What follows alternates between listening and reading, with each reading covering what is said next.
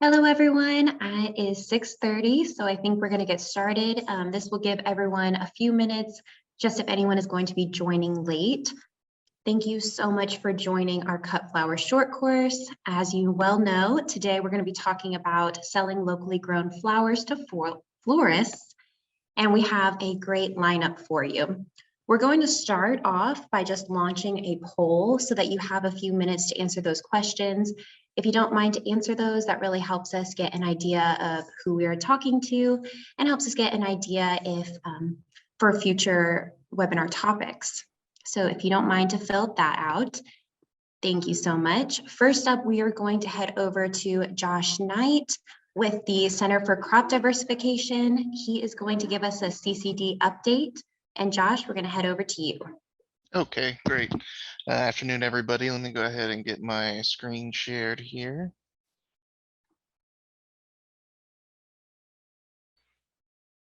There we are. We should see that. Let me just get that full screen. I'm just going to talk for a few minutes about the cut flower resources we have at the CCD. So that's our main website. We'll be sending out these slides, so you don't have to try to memorize or write down the links or anything. They're all going to be there. But if there's anything you remember from what I'm going to talk about over the next minute or so, is just that we have a landing page that has all of our cut flower resources on it that you can find anything that we've talked about at previous cut flower mini course meetings, anything we talk about in the future, they're all going to go there, including links to the recorded webinars and these meetings. So we got crop profiles up there, some for most everything is for Kentucky specific, but the ones that are about our kind of neighboring states and other states, we make sure to list that on there. I won't read all these, but a lot of crop profiles, some resources for irrigation, things that are kind of general to a lot of different production systems, but other aspects of cut flower production. There's a really interesting one on kind of off the grid low flow pressure systems using drip irrigation. So in case you can't set up an irrigation system or want to set up something that uses rainwater catchment, we've got stuff on that, as well as stuff for calculating, what you'd actually need to irrigate a space for cut flower production. We have a lot of YouTube videos now. You can see down at the bottom there, that's the list of the virtual cut flower short courses that are recorded and their different topics. The newest ones are at the bottom, which we just had the one on winter IPM and pest management. But there's also videos on kind of topic oriented, seasonality, soil blocking, things like that, drip irrigation. We got a few budgets and more in the works, kind of couple on Snapdragon production, and then one that's fairly recent is cut flowers and integrating them into a CSA system, CSA production.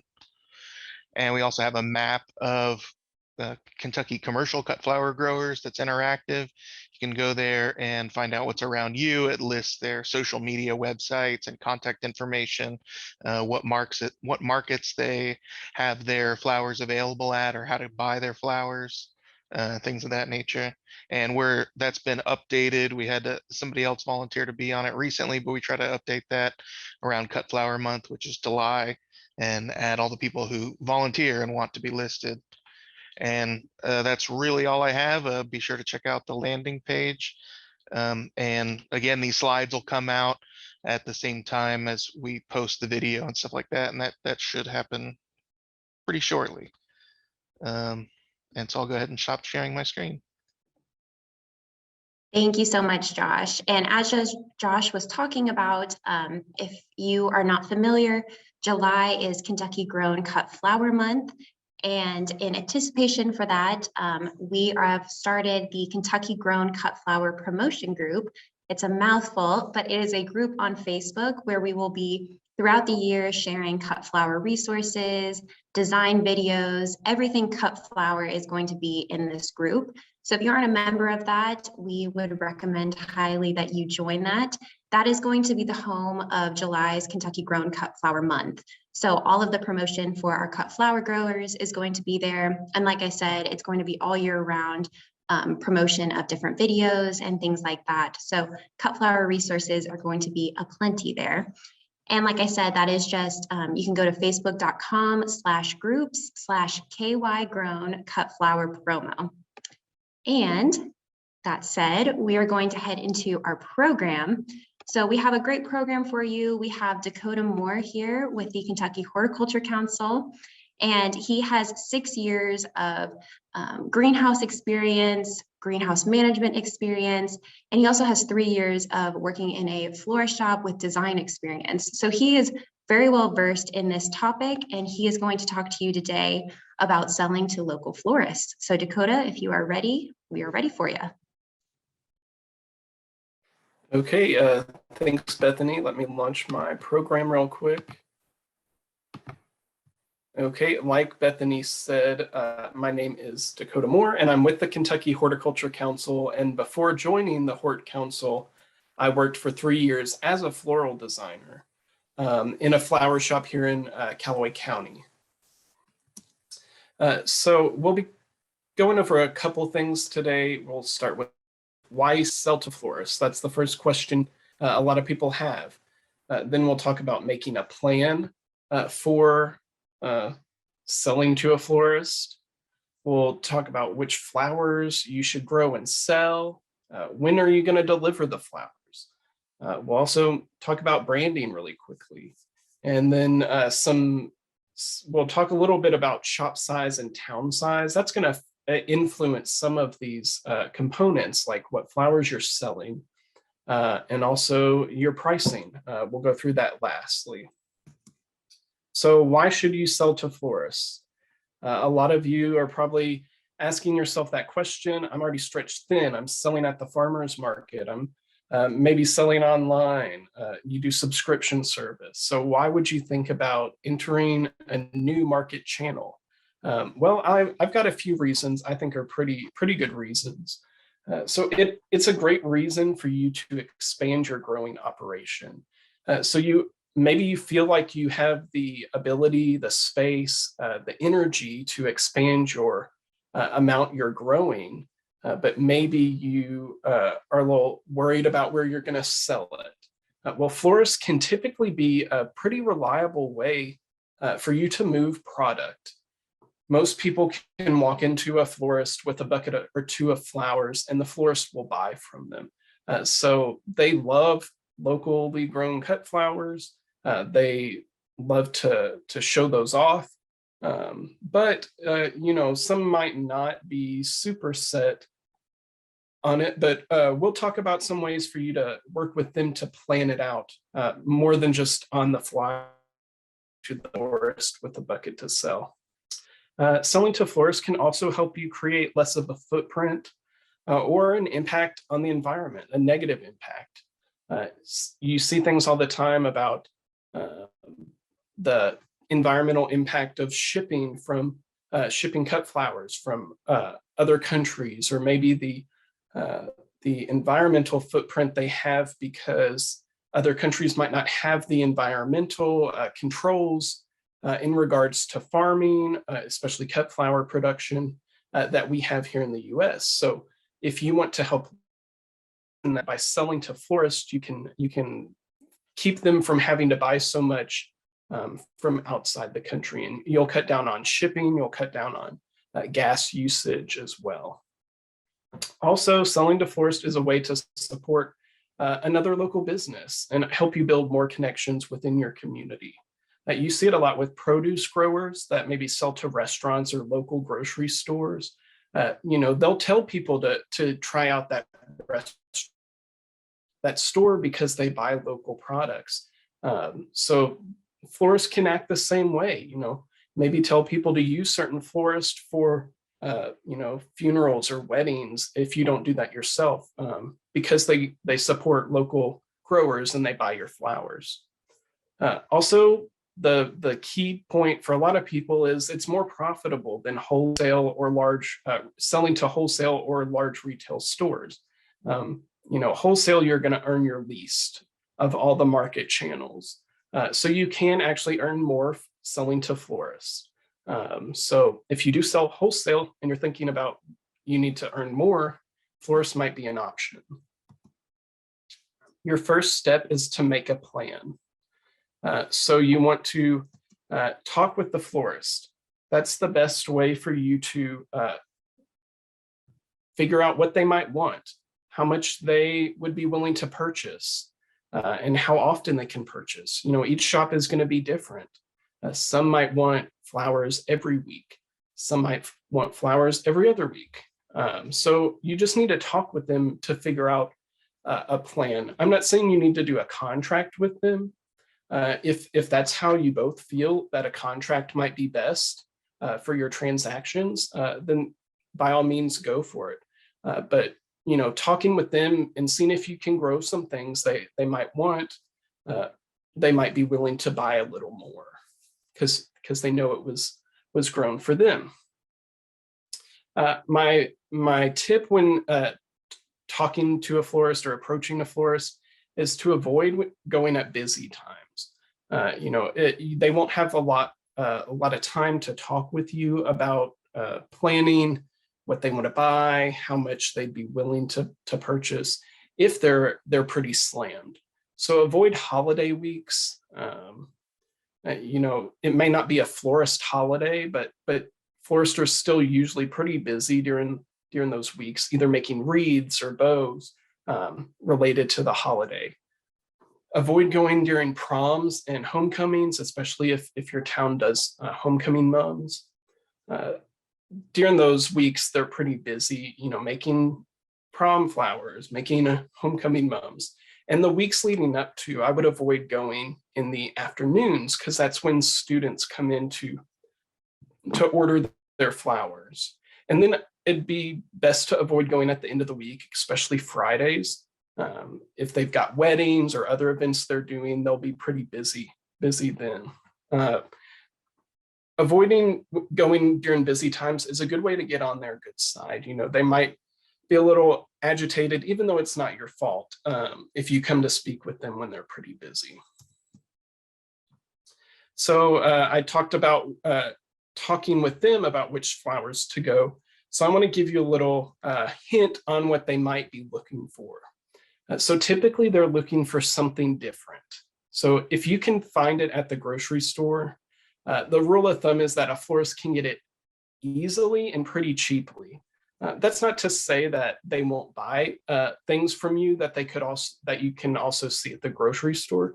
That just means you won't get as much for it because it's something that's so readily available to them. But there, on the other hand, there's some pretty common things that wholesale florists don't carry. Either they cannot get, or they just don't carry them for whatever reason.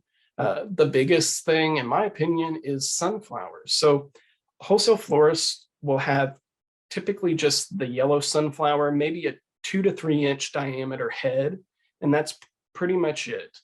So any of the reds, whites, the oranges, and any of the striped sunflowers are things that florists will love to buy from you, especially in the fall with those reds and burgundies, because they can't get those from a wholesale florist. They may be able to specialty order those from the specialty wholesale florists, but those shipping and the prices on those is ridiculous. So if you can grow those sunflowers, they will buy all you bring them. Same thing with daffodils.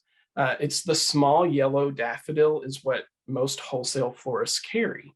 So if you grow some of the unique ones like the mixed colors or the ruffled doubles or all the different daffodils I've been seeing lately, those are the things they would buy. Some ornamental grasses. So pretty much all the grasses I see Kentucky cut flower growers producing are not one can get. It's typically like a liriope and a bear grass, maybe a pampas grass every now and then, but it's usually dried.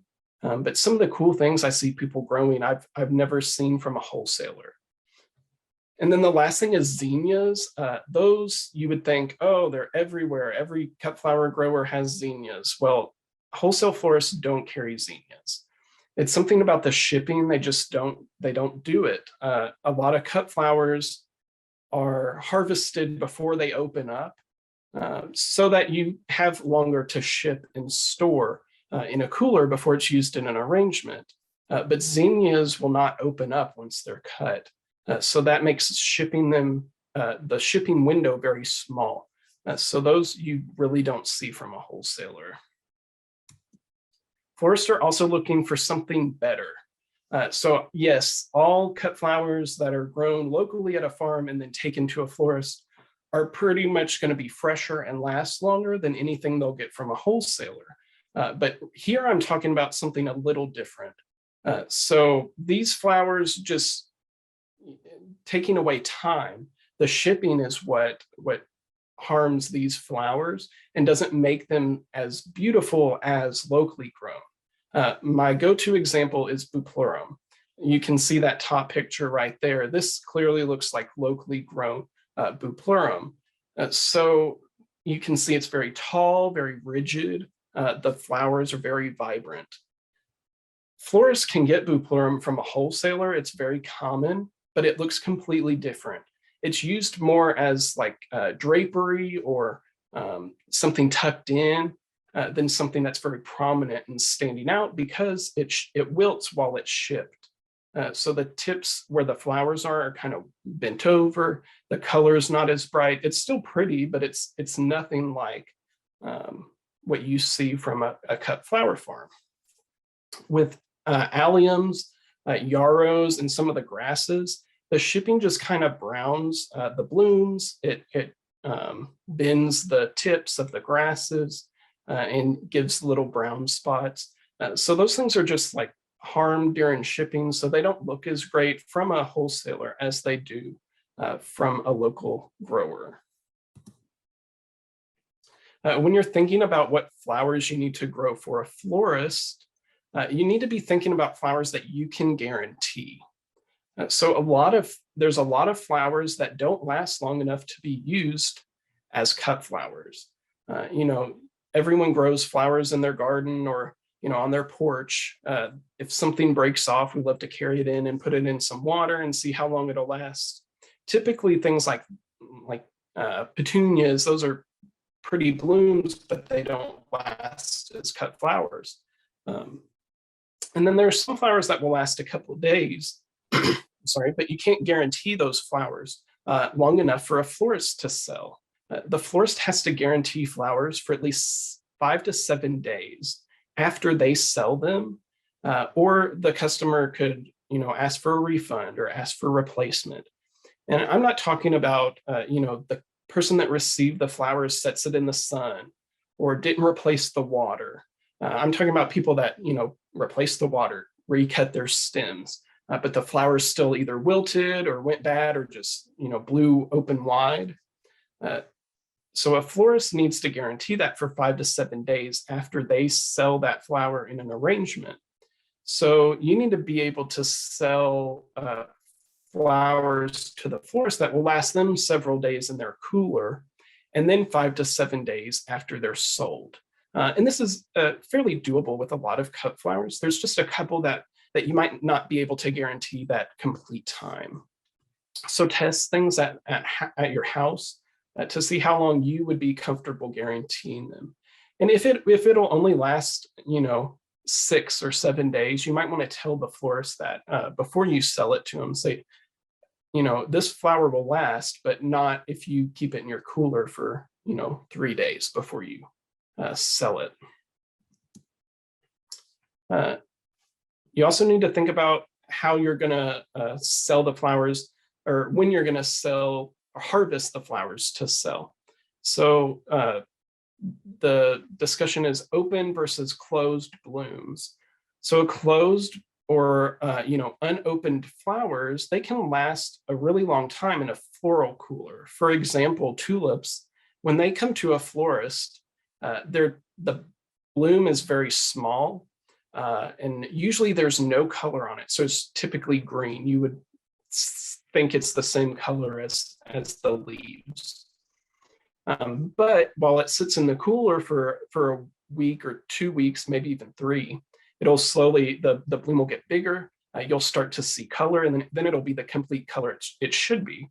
It won't open up big, but it'll look like the picture you see there, fully white or whatever color it is.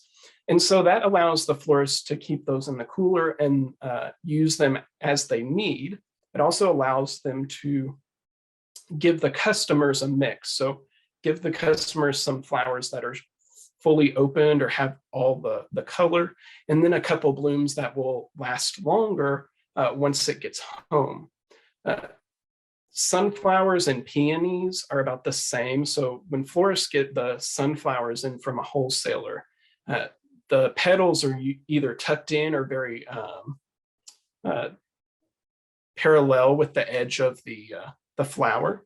So they're not that big bloom we know, but that allows the florist to hold on to those blooms for a couple days before they put it in an arrangement to sell.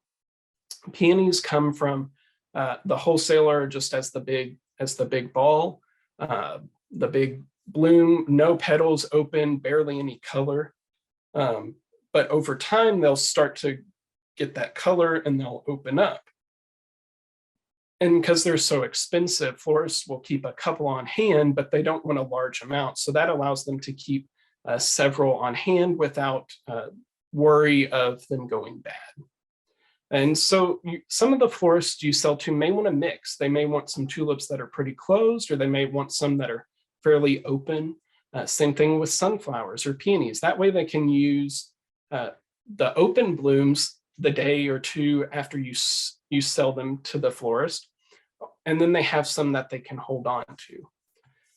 However, not all flowers are going to open up after they're cut. Like I mentioned earlier, the zinnias, they're not going to bloom anymore than they are after you harvest.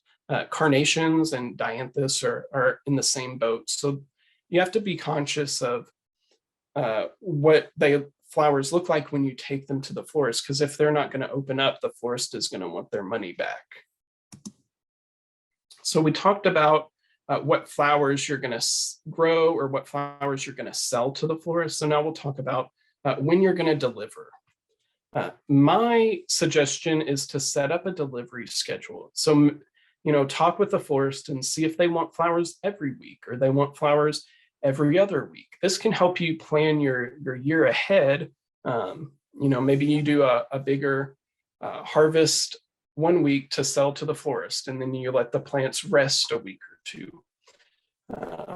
Or maybe if the florist wants a delivery every week, you can plant so that you have those nice blooms every other week.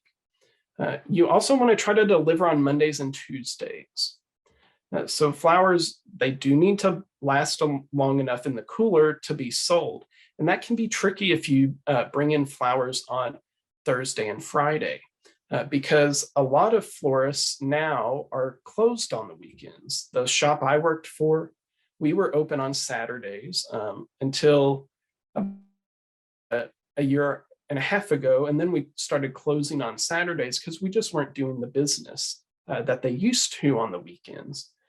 So if you deliver a flower on a Thursday or Friday, that flower is going to, if it's not used in the day or two after you bring it, it's going to sit in the cooler all weekend. And then so by the time Monday rolls around, the florist still has to guarantee that bloom 5 to 7 days after it's used. So if you can deliver on Mondays or Tuesdays, that gives the florist the week to use these flowers in arrangements so that they aren't wasting and they aren't letting things get old. That has to be in the top 2 complaints that I've heard from florists is cut flower growers coming on Thursday afternoon or Friday morning with a bucket full of flowers, and the florists want to buy it because they don't want you to not come back another time and offer them flowers. So a lot of times they'll end up buying, but then it either goes to waste or they aren't able to use the flowers next week. When you're delivering, always let them know that you're coming. So if you've set up a schedule with them, this might not be something you need to do, but if you don't have a delivery schedule set up with them, call them and say, hey, I've got flowers. Would you like them today or tomorrow? This will help you avoid coming at a busy time or even when the purchaser isn't at the shop. So the shop I worked for, I wouldn't have been able to make purchases if the owner knew that someone was bringing flowers and had left money, had told me to take some cash from the cash box. I would have been able to pay for them, but I wouldn't have been able to make the decision to buy the flowers or not. So you want to make sure that, you know, either the person that purchases knows you're coming or is there. And if you call, you can always ask them what they want, how much they want, so that you're not, you know, bringing more to them than they want, or not bringing enough when you could have had a larger sale. And then the other top complaint I hear from florists is when a cut flower grower shows up with what they call leftovers. So to them, it looks like if someone comes in with a bucket with just, you know, 2 stems of this, a couple stems of that, and then maybe a few pieces of greenery, to them, it looks like you delivered flowers to every other shop in town, and then you came to them with what people didn't want. You know, that's not necessarily what happened. It probably isn't what happened, but in their perspective, that's what it looks like, or that you didn't take the care, or you didn't think of them in preparation. So, you know, giving them a call will let them know that you're coming. Whatever you show with, they will show up with. They know that, you know, you brought it for them. It wasn't, you know, the shop a few streets over didn't want it, so you can have it. You just want to build a good business relationship with them and stay on their good side. When you deliver, it's always good to take an invoice for the florist record keeping purposes and your own. So florists need this to show expenses. If you were selling produce to a restaurant, more than likely you'd need an invoice for that, to get paid, or for their records. So florists need that as well. They might, if you don't have one, they might have to go in the back and, you know, scribble something on a piece of paper. But if you can make an invoice, that shows you put more thought into the transaction. And also it's good for your records. So you don't have to remember what you sold to them, you know, how much you charged them, how much you sold them. Especially with the pricing, you know, you shouldn't have different prices for different florists, but if you do, you want to make sure you don't get those mixed up. But I like to keep records, so I always would tell people, just keep as much records as you can. You never know when it might come in handy. Here's a little invoice example. I would grow sunflowers and zinnias, you know, in the backyard to sell to the flower shop I worked at. You know, I wasn't growing a ton, but I still needed an invoice to show, you know, the boss how much to pay me, and for her records. And so, you know, something simple like this, you know, it can be detailed if you want it to be, or just real simple. But they'll thank you for, you know, creating that so they don't have to. And always put your contact information on there in case they think, oh, you know, they haven't been in a while. I ought to give them a call and see if they'll bring some flowers to sell. That way they don't have to go, you know, looking for you on social media, or figuring out how to find you. If they can go back and look at their invoices, they can get in contact with you. So next up, we'll talk about branding. You know, a lot of you probably already have social media and branding, you know, logos that you have, but there's a way for you to use that to get more out of your experience. So social media is the easiest way, cheapest way to brand your growing operation. You know, you can use social media to show people what you offer, show florists what you offer, you know, get your name out there so people can, you know, seek you out in addition to finding the florist you sell to. If you have social media set up, a florist can tag you in their own pictures and their own posts to show where their flowers actually came from. You know, this would help them tremendously prove that, you know, these are locally grown cut flowers. here's the place I got them from. It looks good from an optics viewpoint, and it also helps people find you as well. And logos can be a big part of this as, building this brand recognition. So they make good profile pics on social media. People recognize the logo when they type it in the search box and they know it's you. You can use logos as stickers. They're pretty cheaply to be printed. You might ask the florist if they would be willing to put some of your stickers on, wrapped bouquets that they use your flowers in, or maybe even on the cards or the envelopes they send out with arrangements. If you work with them, they might be willing to do that because that helps them prove, yes, these are locally grown flowers. I'm supporting a local grower. And it also gets your name and your brand out there. Logos are pretty easy to make. I made these 4 on Canva. It took me maybe about 10 minutes to make all of these. And if you put in more time and effort, it'd be something really recognizable that could hopefully get you the most out of this experience. So now I want to talk about shop size and town size. So this is something that's really going to feature or affect some of these other things, especially when we talk about how much you're selling, what you're growing, how many shops you're selling to, and also pricing that we'll get to in a minute. So with large shops versus small shops. So large shops can purchase larger quantities.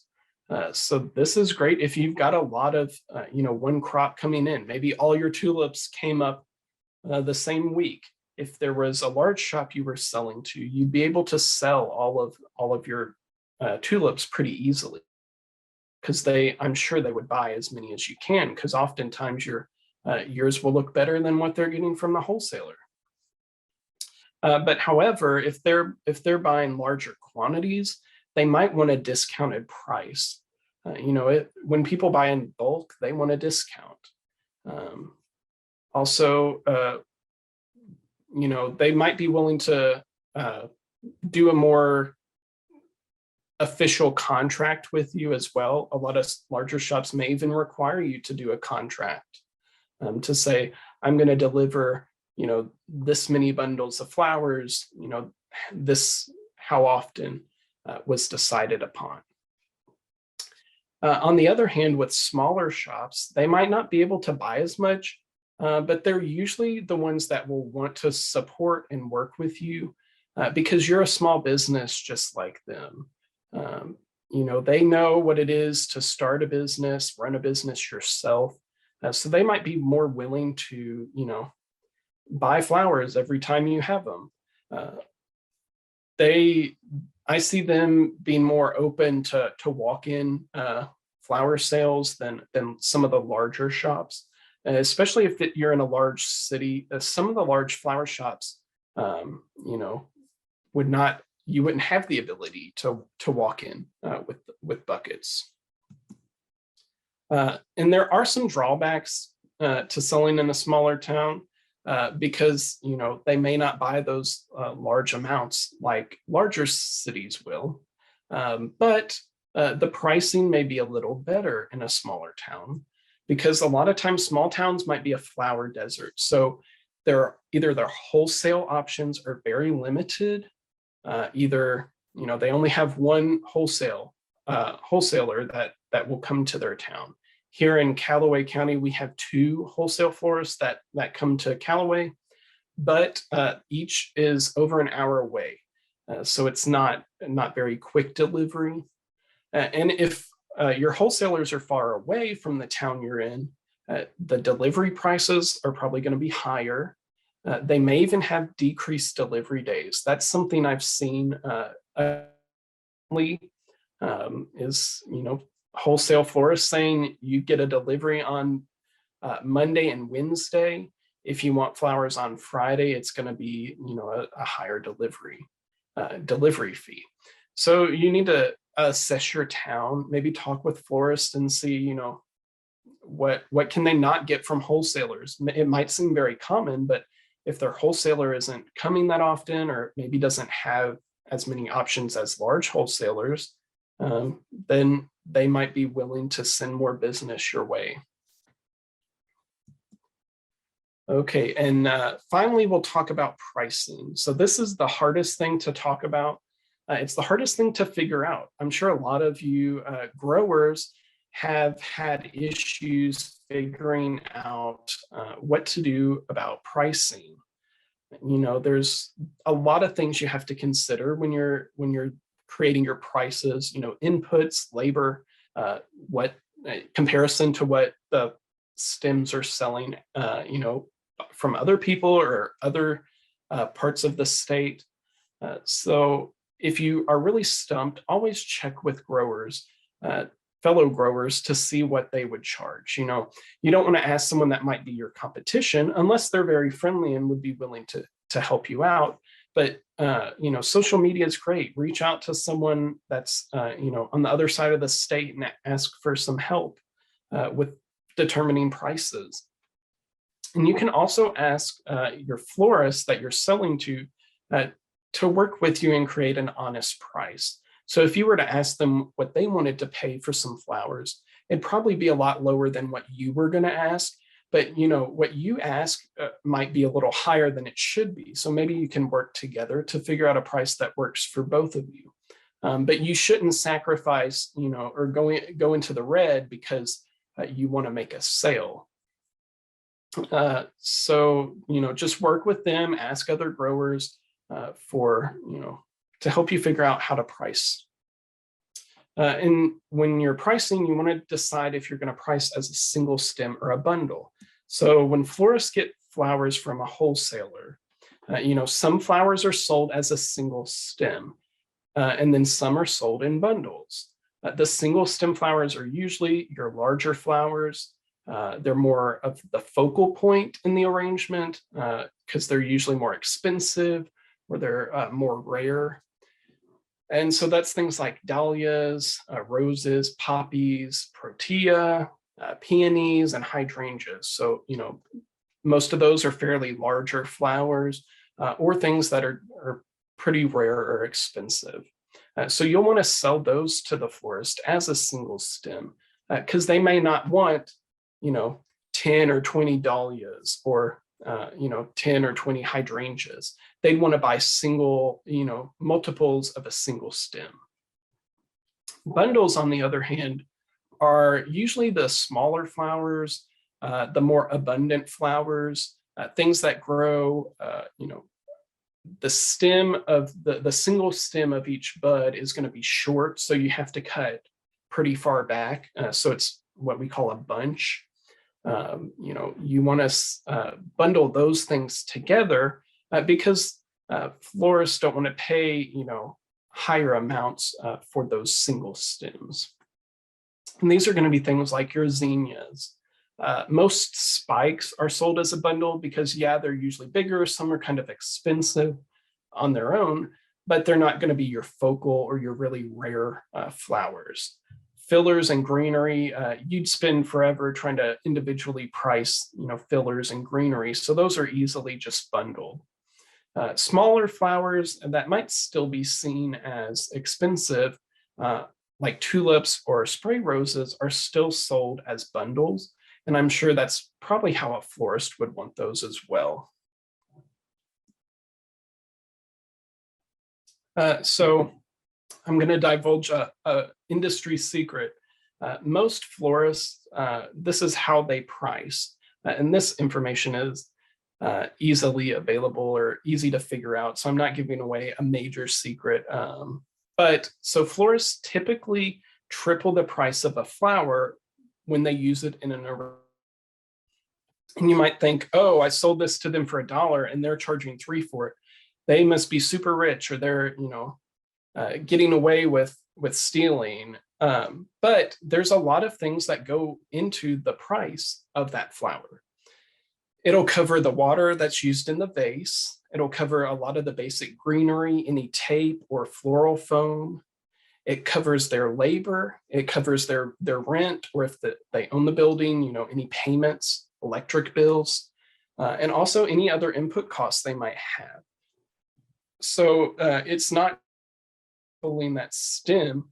They're, paying for the stem. They're paying everything else that goes into the creation of the arrangement.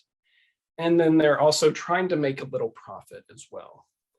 So for example, if you charge $3 for a stem, which there are several flowers you would charge that much for, or maybe even more. But for example, if you had a $3 stem, the florist would then have to charge $9 if they put it in an arrangement. So things like, roses, that'd be a great deal, or, protea, that'd be a great deal.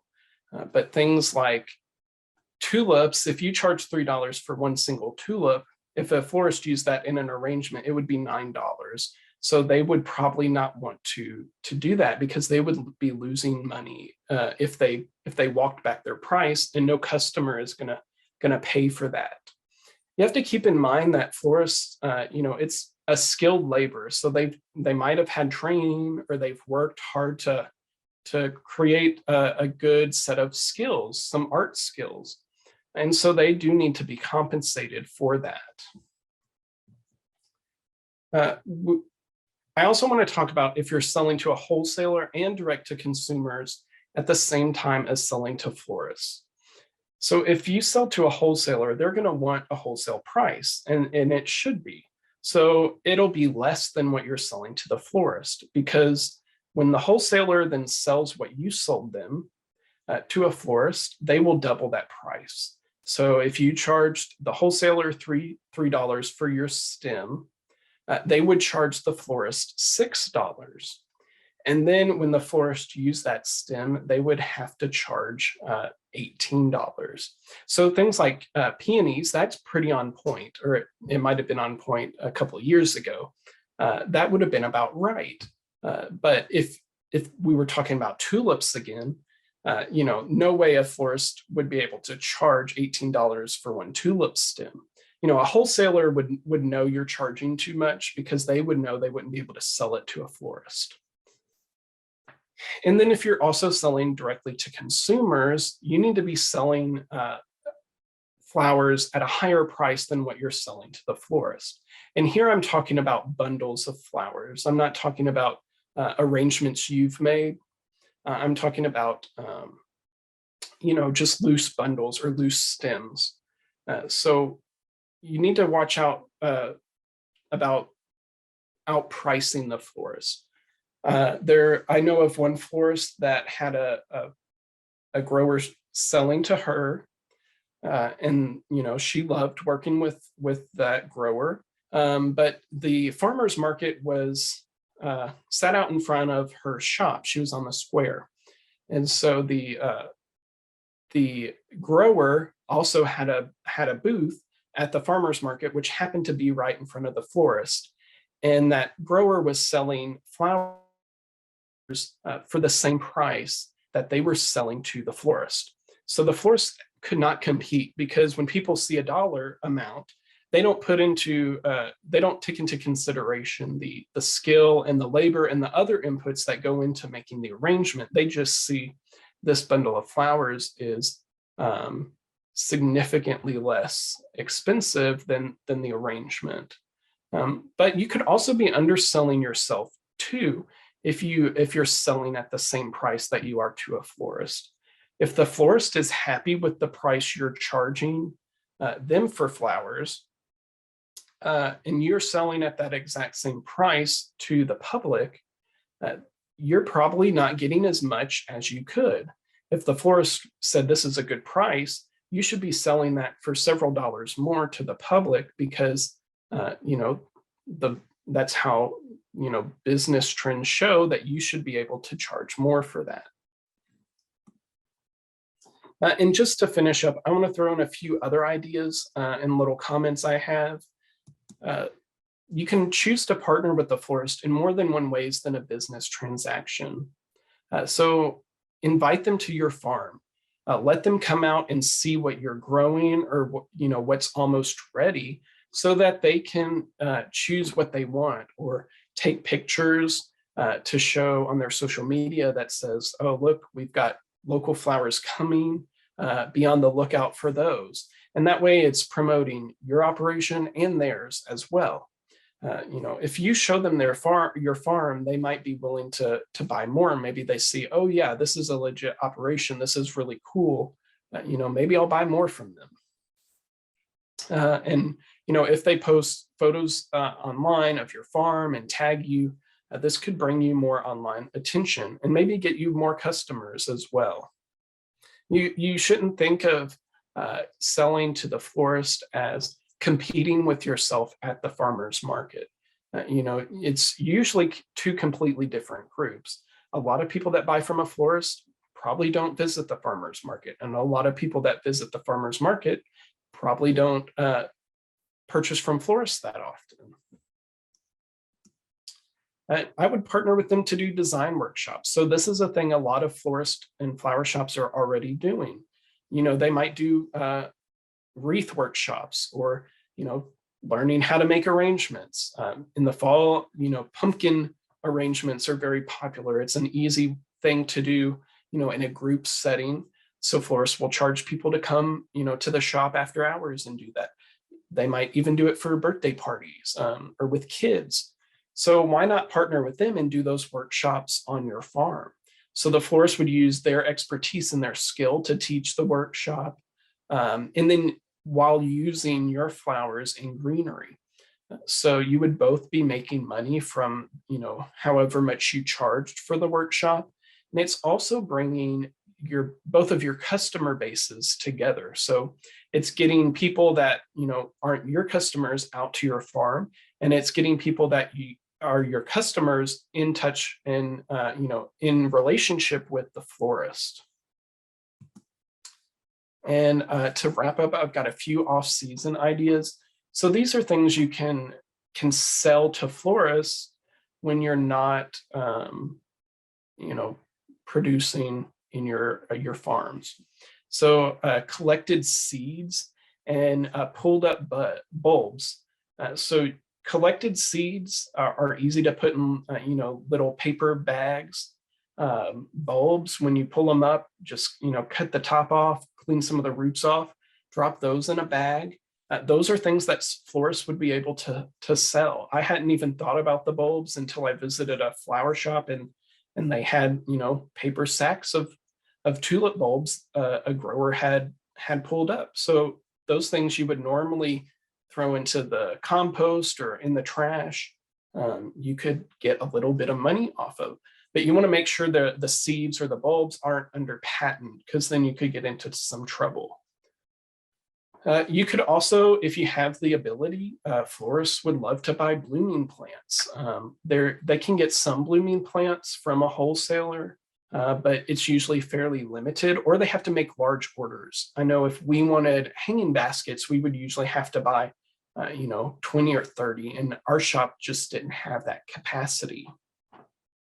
And houseplants, if you have the ability to grow houseplants, either buy in slips and grow them to full size, or take cuttings, whatever you can do. Florists are constantly using houseplants. It's popular to send as a bereavement gift, housewarming or office warming gifts, and even retirement gifts. They want something that's going to last. So houseplants are something florists use fairly often. But this year, it's been a little harder for them to get some of those houseplants because of shipping things, because of trends. Some houseplants have fallen out of trend, and production has shifted to very trendy plants. And they need a variety, though, at the florists. Also, pressed flowers. That is something I've seen become more popular recently. So if you have the ability to press flowers and preserve the natural color, and maybe either put those in some nice frames, pin them on some boards, or even just take them to the florist to sell, loose, the florist might be able to do some things with those. And they could, sell your frames in the shop. There's limitless ideas with pressed and dried flowers. And dried flowers are extremely popular right now, whether that's bundles, dried arrangements, and even dried wreaths. So if you have the ability to make any of those, or even just the loose bundles, florists will buy. We used to buy constantly, dried bundles from these growers after the season had ended. They would use flowers that they normally wouldn't be able to sell fresh. So maybe stuff that was damaged, things that, maybe the color was a little off or it was a little small. Maybe where they had pruned before, it just left a weird angle. Those can be dried. Leftovers at the end of the week, just grab it all in the bundle, tie it up, hang it in a cool, dry spot, and in a few weeks, it would be ready to sell, or it can even be used or saved until, your plants are not producing, and now you want a little supplemental income. And that is all I have. I threw up some things that I had made before, just so you know that I do have some experience as a floral designer, and I'm not just making this up. And there's also my email, and in case anyone has any questions or needs help finding some of the other resources we've talked about tonight. Thank you, Dakota, for presenting tonight over how to sell locally grown flowers to florists. I know I picked up several things, and we hope all of our participants tonight and on the call have been inspired and taken some good knowledge from the program tonight. So I was going to say, now is a good time if you have any questions to go ahead and ask those right now. We'll be monitoring the chat box, so if you want to just type it in, we'll ask it for you, or if you just want to unmute yourself, go ahead and do that, and Dakota will be glad to take any questions. I know we had several people join us tonight, so I think I counted 54 people at the most. So looks like we've got one question from Amber. I have a few florists I currently sell to. One is right down the road and I deliver to them.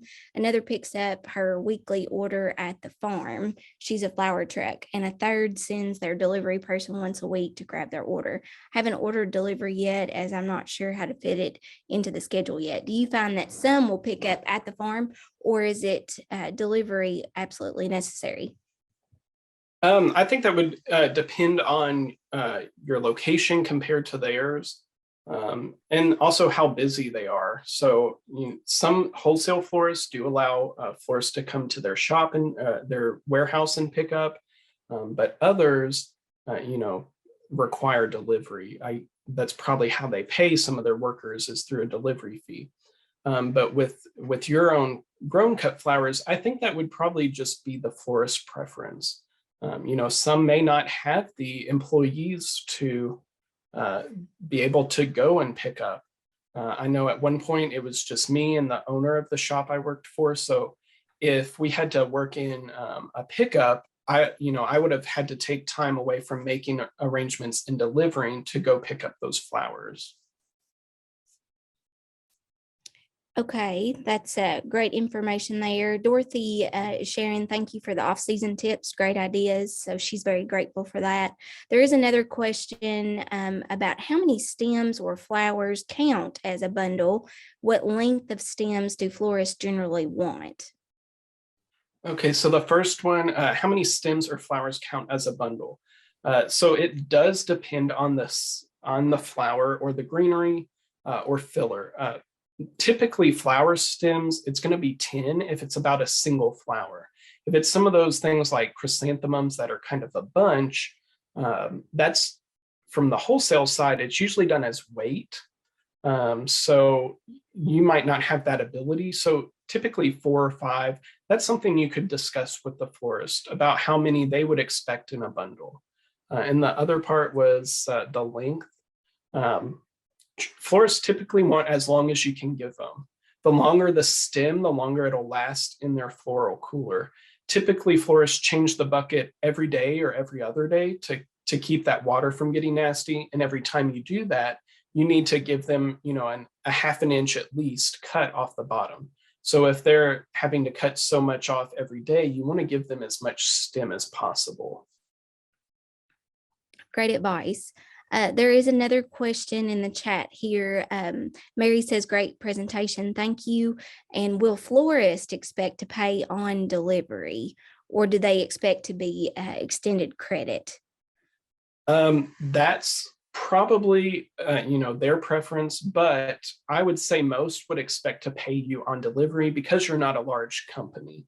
If they're asking for credit, I might be a little wary of that unless they're buying large amounts. But if you're bringing in maybe $50 and they want to put it on credit, I'd be a little hesitant to continue business. Yes, that's good advice too. Now this next question from Paige, is the price we can buy from a wholesaler the price that we could charge florist? That might be a good starting off point if you're growing exactly what you can get from the wholesaler.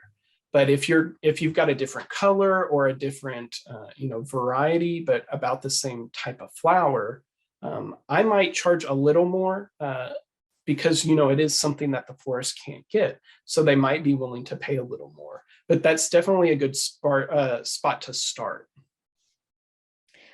Somebody else was saying thank you. They enjoyed the class tonight. There is another question here, and they're asking about advice or pointers for pricing bunches of dried flowers.